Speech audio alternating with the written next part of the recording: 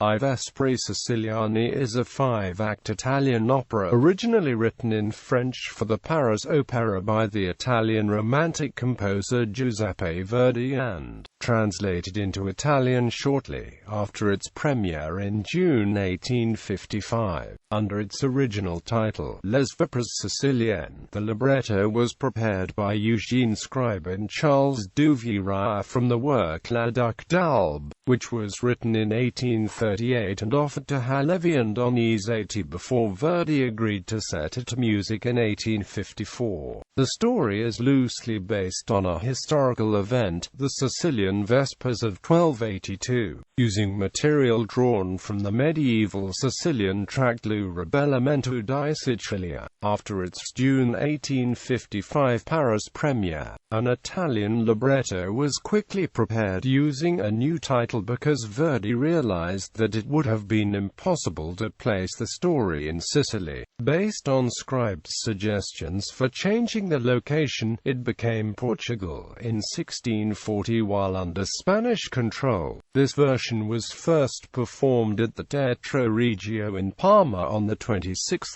December 1855. Composition history. While it was not Verdi's first grand opera for Paris, the libretto which Verdi was using had been written about 20 years before at the height of the French heard opera tradition, which meant that Verdi was writing his first opera at a point at which the genre was in a state of flux.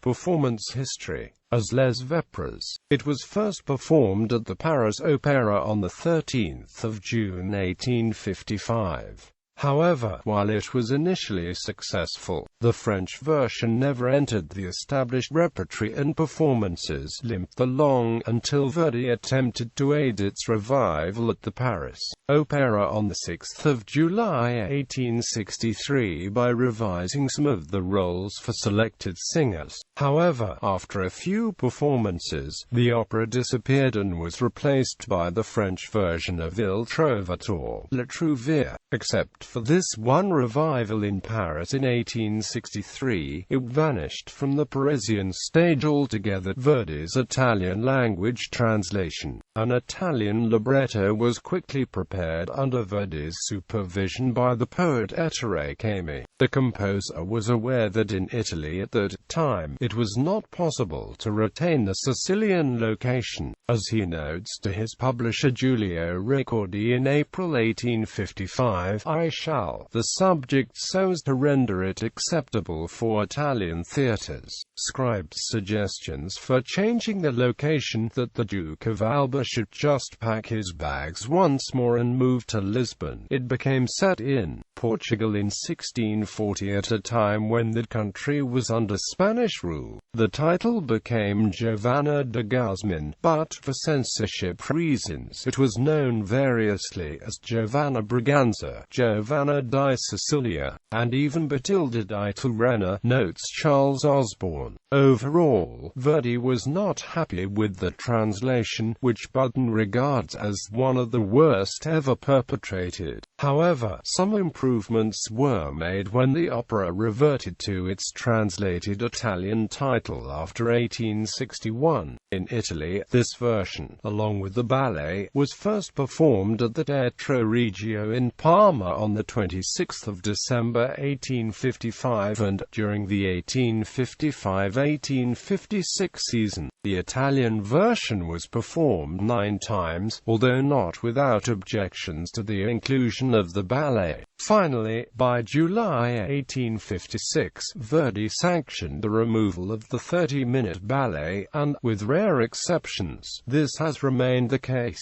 The UK premiere took place on the 27th of July 1859 at the Drury Lane Theatre in London, while on the 7th of November of that year, it appeared at the Academy of Music in New York. After 1861, in the new post-unification era, it reverted to its translated Italian title, I Vespri Siciliani, and it is under that title and in that version that the opera is most commonly performed today.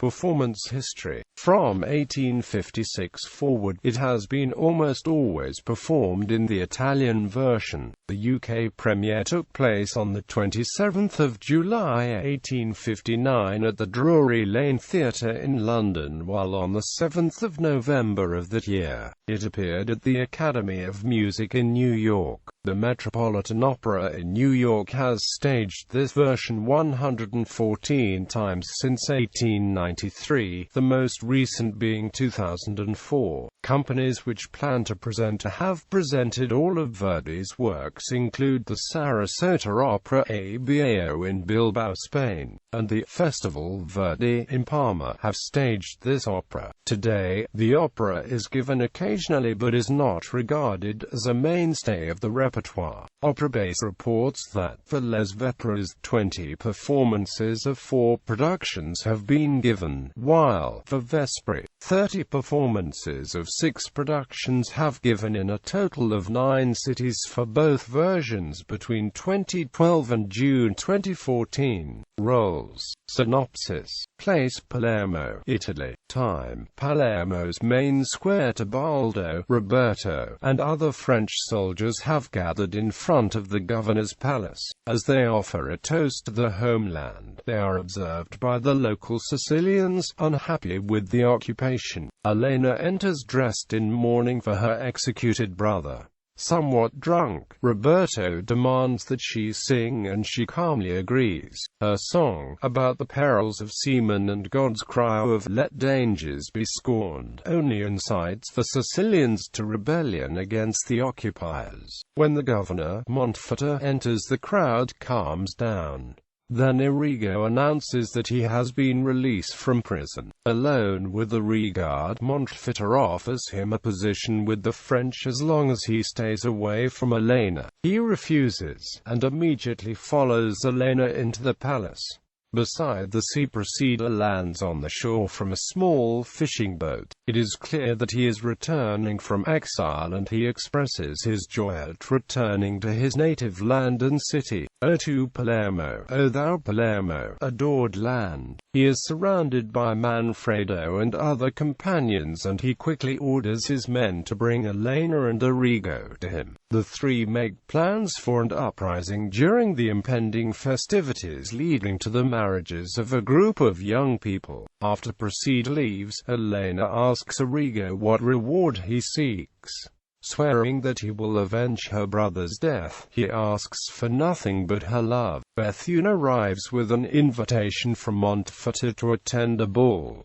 Arrigo refuses and is arrested and dragged off. Led by Roberto, a group of French soldiers arrive, and Procida returns and sees that it is too late to save Arrigo, since the young people have come into the square and have begun to dance. As the dance becomes more lively, Roberto signals to his men, who seize many of the young women, dragging them off in spite of the protests of the young Sicilian men. The dejected young men witness a passing boat filled with French nobles and Sicilian women, all bound for the ball. Procida and others determine to gain entrance to the ball and seek the revenge. Scene 1. Montfort's palace. Montfort reads a paper from the woman whom he abducted, which reveals that Arrigo is his son. See, Mabor Verena Ragin. Yes, she despised me, and rightly.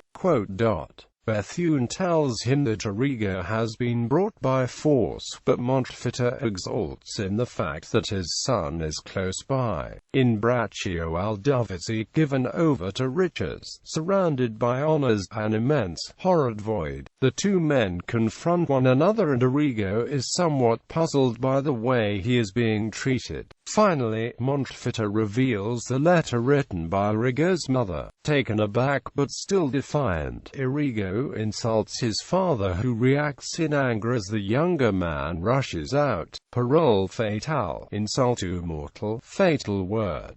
Mortal insult. The joy has vanished. Scene 2. A ball at Montfort's palace. When Montfort enters, he gives the signal for the ballet to begin. In the crowd, but disguised, are Elena, Arrigo, and Procida. Arrigo is surprised when the two reveal themselves, and they declare that the purpose is to save the young man. However, he is disturbed to hear that they intend to kill Montfort, and when the father approaches the son, there is a hint of warning given. As approaching assassins close in, Arrigo leaps in front of his father just as Elena approaches. The Sicilians are horrified to see that Arrigo is being spared as the ensemble contemplates the situation. Elena, Procida, Daniele and the Sicilians curse Arrigo as they are dragged away, while he wants to follow, but is restrained by Montfort.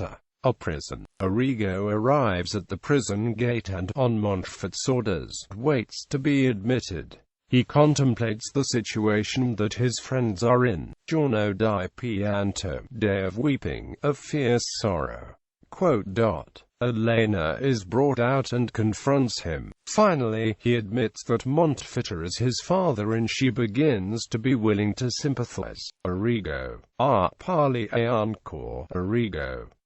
You speak to a heart already prepared to forgive. Not seeing a regard, Procida approaches Elena and reveals a letter telling him of awaiting freedom. But Montfort arrives and orders a priest and the execution of the prisoners, while Procida is amazed to discover the truth of Arrigo's situation. Arrigo begs for mercy for his friends and Montfort confronts him with one thing: Dum sol di mio padre, say to me only, say, my father. Arrigo says nothing as the executioner appears and the couple are led away, followed by Arrigo. Montfort steps in to prevent him from joining them. As Elena is led towards the executioner, Montfort steps in and announces a pardon for the Sicilians. Furthermore, he agrees to the marriage of Elena and Arrigo and announces to the crowd, I find a son again.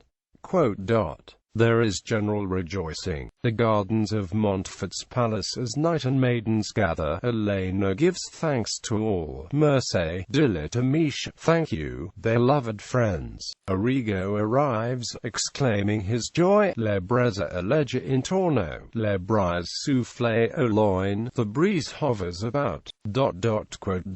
He leaves to find his father, but Procida arrives, announcing a plan to outwit his enemies with the massacre to take place at the foot of the altar after the vows have been said. She is torn, the more so following Arrigo's return, between her love and her duty. Sort fata. O fierce momento. Fatal destiny. O fierce conflict. Finally, she can go no further and she tells Arrigo that they cannot be married. Both men are furious with her for her seeming betrayal. Then Montfort arrives, takes the couple's hands, joins them together, and pronounces them married as the bells begin to ring. This is the signal for the Sicilians to rush in and hurl themselves upon Montfort and the French. Recordings